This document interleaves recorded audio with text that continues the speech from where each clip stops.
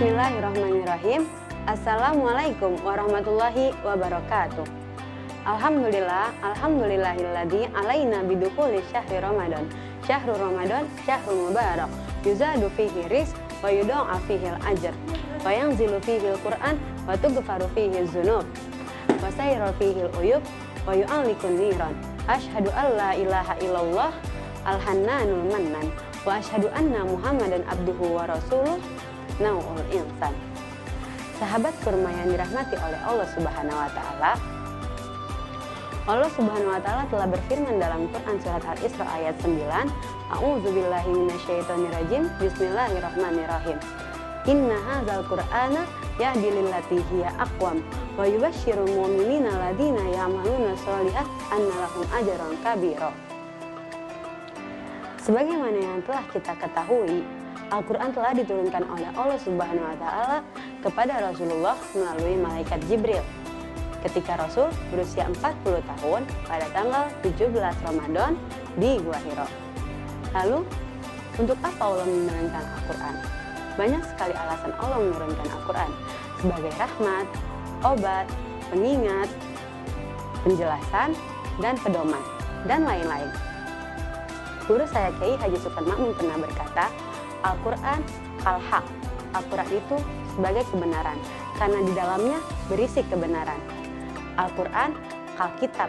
Al-Quran itu sebagai kitab, karena dia pedoman bagi kita umat muslim.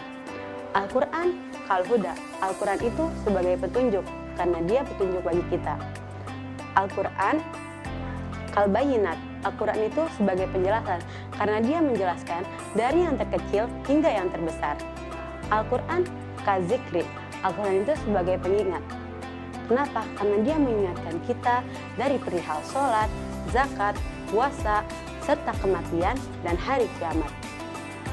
Al-Quran kal-furqan. Al-Quran itu sebagai pembeda, karena dia membedakan bainal haq wal batil. Di bulan yang penuh dengan rahmat ini, kenapa tidak kita gunakan dengan memperbanyak bacaan Al-Quran? Bulan Ramadan adalah bulan yang ditunggu-tunggu oleh umat muslim. Bulan Ramadan adalah bulan di mana keberkahan, kemuliaan sangat melimpah pada bulan ini. Ada banyak sekali keutamaan pada bulan Ramadan. Beberapa di antaranya adalah: 1. Bulan diturunkannya Al-Quran. Yang kedua, bulan dikabulkannya doa. Yang ketiga, bulan penuh ampunan. Yang keempat, bulan penuh keberkahan. Yang kelima, bulan dibukanya pintu surga dan ditutupnya pintu neraka. Dan bulan dilipat gandakannya beberapa kebaikan. Oleh karena itu, pergunakanlah sisa-sisa hari Ramadan pada tahun ini dengan baik dan benar. Contohnya, dengan memperbanyak bacaan Al-Quran. Kenapa? Karena banyak sekali keutamaan baca Al-Quran pada bulan ini. Apa saja? 1. Mendapat syafaat di hari kiamat. Sebagaimana sabda Rasulullah SAW, puasa dan Al-Quran akan memberikan syafaat pada seorang hamba di hari kiamat. Yang kedua, mendapatkan kebaikan yang berlipat ganda.